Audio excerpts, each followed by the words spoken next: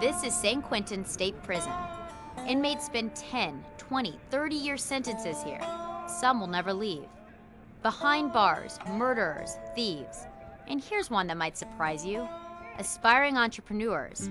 My name is Jorge Heredia, and I am the founder and CEO of Funky Onion. So I think just having a great idea. Welcome to The Last Mile.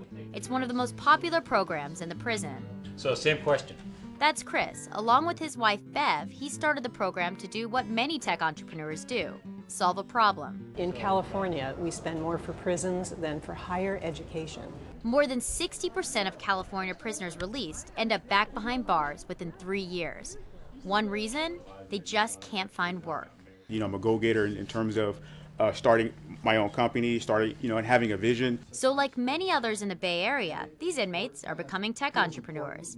I'm insanely passionate about technology. That's what The Last Mile is helping them do. So I would franchise it first. The 6-month program is highly competitive. Only 30 inmates are currently enrolled. They study social media, technology, and entrepreneurship. What Guy's talking about in this book. Behind bars, they're learning to build modern-day businesses with guest speakers like Motorola's Guy Kawasaki and Cora exec Mark Bodnick, and even big-name supporters like MC Hammer. To take the principles of the startup culture and say, let's share that information and make it available to men and women who deserve a second opportunity. I just thought it was a great idea. Like any tech incubator, at the end they pitch their product. You can subscribe to our premium service. Not just to Chris and Bev, but to venture capitalists. If we just reduce consumer waste by 20%. They talk about apps and social media in class, but many have yet to hold a smartphone. The preparation they've gone through has given them the confidence when they get outside to really be successful. If I can conquer 8 years of incarceration, I think that I can definitely become an entrepreneur.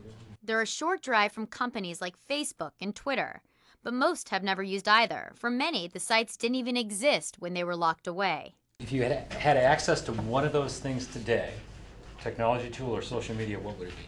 I think that I would use Twitter.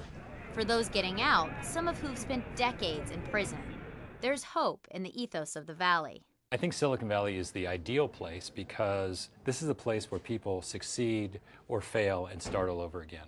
And there's proof. That's Kenyatta Leal. Because of The Last Mile, he walked through the prison gates 19 years later with a job any grad would get excited for. I was sentenced to 25 to life back in 1994.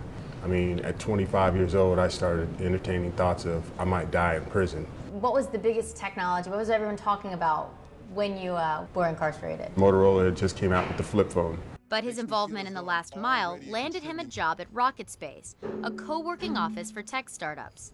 Just this past Friday, I was blessed to turn 45 years old. And I had some good friends asking me, what are you going to do for your birthday? And I had to work overtime. To be able to say that I'm going to work felt so good. We sat down with Kenyatta and 2 former inmates. All of them have coveted jobs in technology. Can prisoners make good entrepreneurs? Absolutely.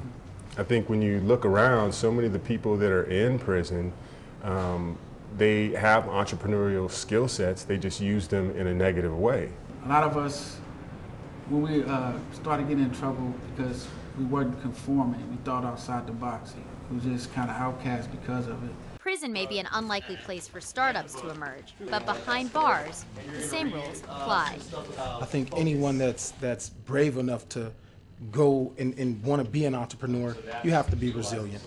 That's one thing prison does teach you, is how to be resilient and really to try to win against all odds, even though the deck is stacked against us so much. Lori Siegel, CNN Money, San Quentin.